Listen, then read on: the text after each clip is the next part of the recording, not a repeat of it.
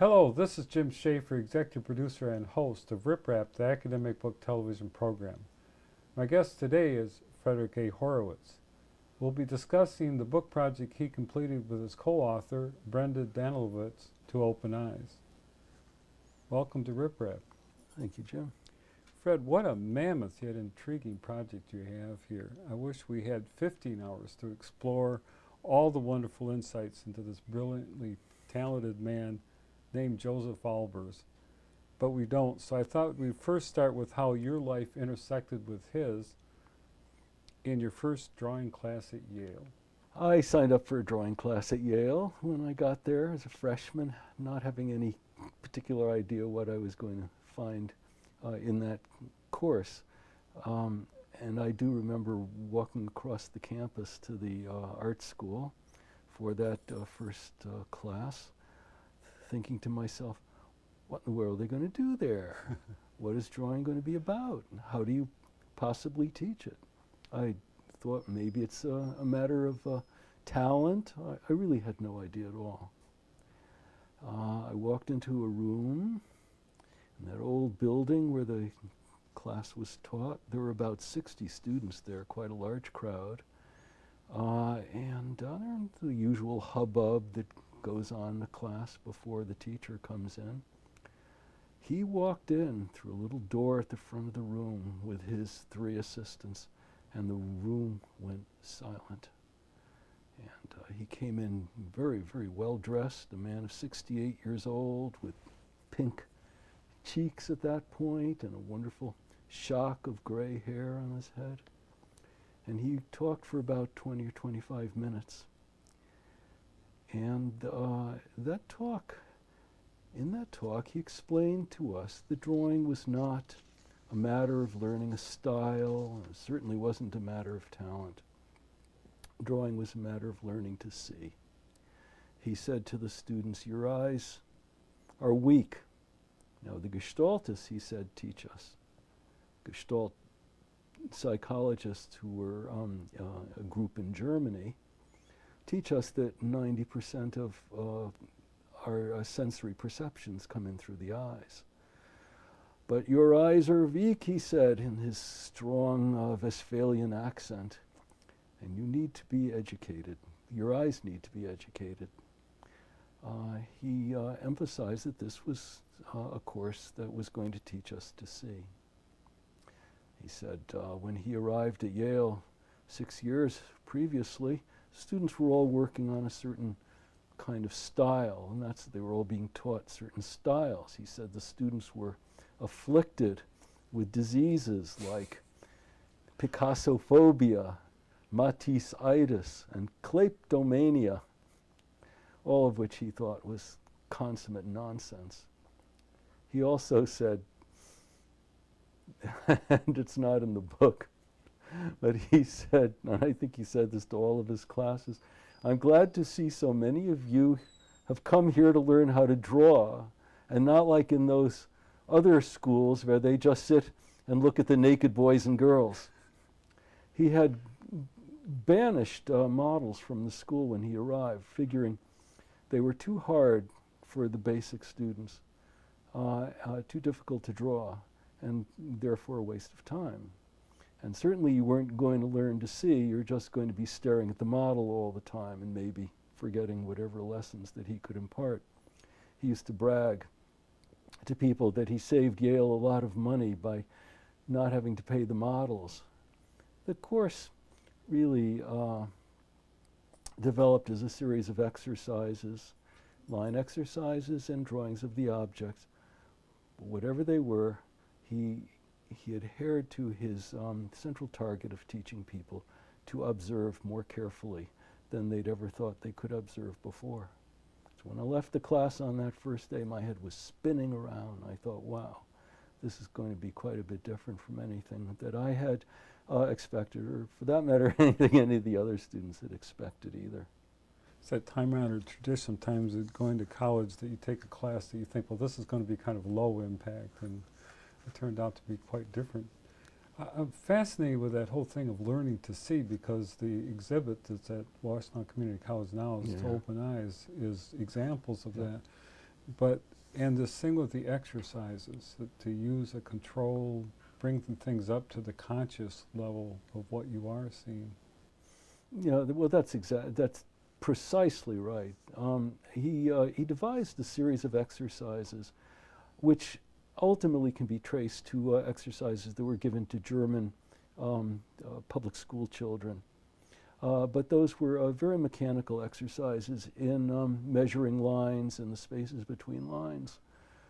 What he did was teach some exercises in lines and line control and assessing spaces between lines. But very soon after that, you went on to exercises in which you were devising designs based on a simple structure that he might give you, such as beginning with a polygon and enlarging it gradually, but maintaining the same proportions throughout. Or alternatively, drawing something that you might conceive, such as a letter of the alphabet or a number. These had to be done in a single stroke with no sketching in first. And all of these had to do with getting you to concentrate on a line in a way that you'd never concentrated before. And as you drew that line, to become aware of something that you'd never considered, but every artist who takes pencil into hand needs to consider. And that is that when you draw a line, you're creating a space to either side of the line as well. Well, I like that phrase about the breathing line that, he talked about. Maybe you can explain it, because I think that's central to this idea that he was not teaching rigidity. He was rather looking at the liveliness of what you were observing. Oh, absolutely. He never said that the only way to draw was with slowly and carefully drawn lines. In fact, many of the exercises that he presented in the course were very loose, and even scribbly lines came along at one point. There was a whole vocabulary of techniques that he went through. And the breathing line was one variation on a line. In that case, it was drawn very, very slowly. And that was a line in which pressure was to be applied very, very gradually to the pencil, and then increasing pressure on the pencil, and then gradually decreasing the pressure on the pencil. He called it the breathing line because he felt that the line was sort of like a breath, an intake of breath and an pouring of breath. He actually had pet names for many of the exercises that he gave, which were always fun to hear what these little coinages were. But the breathing line was very, very apt because, in fact, it does seem to breathe.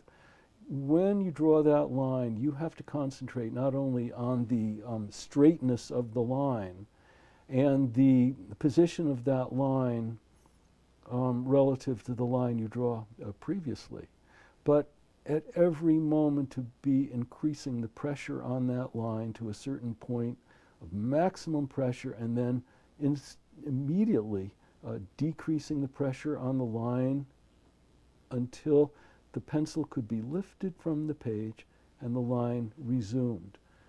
You could get about 3 or 4 of these beats, shall we call them, to each line. And the students would fill up an entire page with these lines. In the end, he would take something like that in his hand.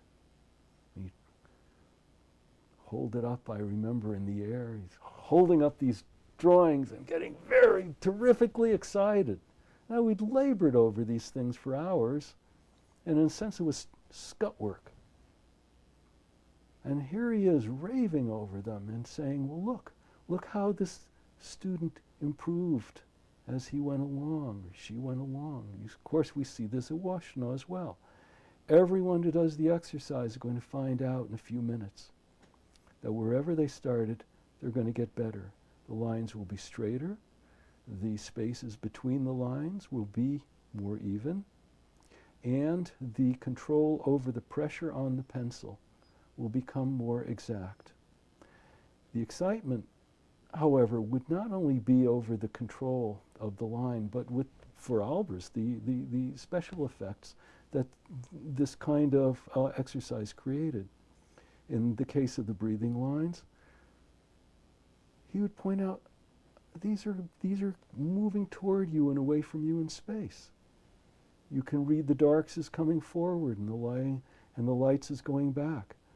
Or you can read it reverse, so that parallel lines are now creating space on the page. And where the lines disappear, they give off a quality of air and atmosphere and light.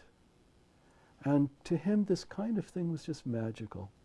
He was a man who, in his own art, was extremely attuned to the possibility of something utterly simple, like a row of parallel lines, to create an effect, an illusionary effect that brings something else, some magical quality, and he loved the word magic, brings some magical, unexpected quality to the page.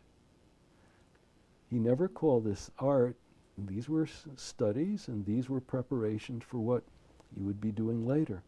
And the breathing line, as it turned out, was a kind of line that could then be used for any object that the student might draw during the class, or for that matter, ever afterwards. And in that case, the student who has absorbed the breathing lines and draws it instinctively is going to put dark lines where the dark lines need to go and light lines where the light lines need to go. And in that way, wherever the darks and lights are in a drawing, allow air, atmosphere, to enter into the object and to circulate around the object. For example, a simple drawing of a cylindrical object like a flower pot, where the lines thin along the side. The viewer reads air and atmosphere, so that the flower pot is not detached from its space or popping out of the page like a decal, but nestled into an environment. These optical effects fascinated him, and he was also, of course, enamored of the idea that you could get effects of space and volume and light and air without the laborious procedure of shading, which is still taught in many art schools and has its place. But the idea that you could cut through hours of work and get something down quickly on the page delighted him, and he wanted his students to know, just as in my teaching I wanted my students at Washtenaw to know and to realize that they could take a ballpoint pen out of their pocket or a pencil and get down what they needed to get down without fuss, without muss, without fancy materials, and get it down there, what they wanted to get down on the page, what it is that they want to say. I love that whole thing of knowing the tools that you're going to use to create that you know them well enough to know how to evoke what it is, what you're seeing. And the point that Joseph Albers kept saying over and again is they have to see what's there, not what they think it is, but what it is and what it's about and its shape and how it occupies its space. I just found that fascinating. Oh, it was like a mantra in the class. I remember him saying over and over again, draw what you see, not what you know. Draw what you see. Draw what the eye brings you. He would say that as well. And he'd actually been saying that for years. Students from Black Mountain College all remembered that kind of thing. Draw what your eye sees. In other words, rid your mind of your concept of the object, which impedes the actual realization on the page of what it is that you're looking at, and look at the object directly. I remember talking to a woman that was teaching drawing to very young children, and they would draw these ideal types for a branch. And finally she took a branch and stuck it in front of them and said, draw that branch, not the one in your head. And I kept thinking about that when I was reading about Albers in that book, because they kept saying, look at, what you're doing. He hated the generic and he loved the specific.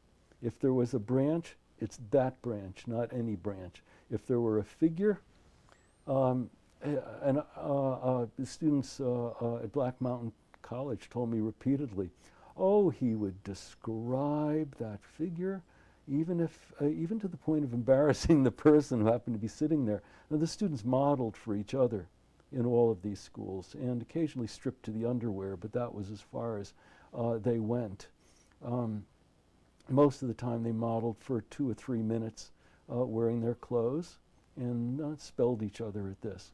And he would take the time to say, look at the way this figure appears, look at this, this figure is heavy here, or you see this arm, or this figure, this person is thin, and show me these things, show me these things.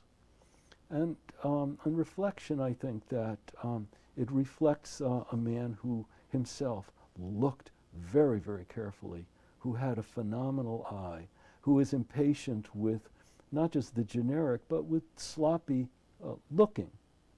The drawing of the figure should be this figure and not another figure. The chair should be this chair and not some other chair. And the more one could get the character of the figure, or the character of the chair, or the character of the plant or flower into the drawing, the better the drawing was. Even if that meant, by the way, exaggerating. Albers is often thought of as someone who was quite strict and rigid about accuracy, which is true.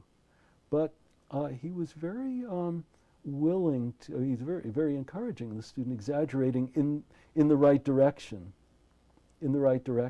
to get the character of something across. Well, as I read the book too, there's a comment about no compromise, but it was the no compromise to that authenticity of what they're seeing visually. And like you said, for a beginning student, he was fairly generous in the criticisms and the comments. The later ones, he found that no compromise meant something a little bit different. Oh yeah. Well, you know, I don't want to depict Albers as strict and rigid, because he has that reputation based strictly on the squares that he painted. And I think that's sort of a bad looking at the squares, because for him the squares were, as he put it, the plates on which he served up the color. And it was the color and the interaction of the colors that he was most concerned with. But as far as his standards and absolutism, he was tolerant to my knowledge, and I heard this from really every student. He was tolerant of anything that came in. Whether in the advanced painting course, or even the basic courses in, let's say, design, where students were expected to be pretty creative and take their way with materials. As long as the students were working seriously, as long as he felt that they were progressing, and as long as he thought something creative was happening, or might be happening along the way, then he either encouraged with words or a smile, or he kept quiet and let the student take their way. He was intolerant of laziness. He was intolerant of sloppiness. He was intolerant of waste. He had a kind of take on art, which was really, in current terms, more akin to what we think of as sound ecology than aesthetics. That is, you don't waste, you don't throw out, you don't waste your time, you don't waste other people's time, you don't waste materials, you don't waste strokes of paint when you paint. Let every stroke count, let every line count. And if you don't know how to do that when you get into his class, you'll learn that along the way. That whole thing about developing the skills was certainly one of the fascinating stories. You were talking about those exercises with line, was the thing about he would write his name backwards and upside down. Maybe because it's very interesting that you have to think conceptually and spatially at the same time to do it gracefully, you know, I found, and it's a certain amount of skill. Did you try it? I tried it. I didn't do all that well. Well, yeah, he would pop that on the first day of class, and he did it often in his design course at Black Mountain College as well. That is, he would stand up and sometimes with his finger first in the air write his name and then write it backwards and upside down and backwards, and ask the students to do the same. Or alternatively, and he was somebody who really never repeated his lessons, he might have the students do the name forward and write their name in script forward and backward at the same time. Oh my God. And trying it forward and upside down is very, very difficult if you're doing it in the air. That's right. But he sometimes had people try that as well.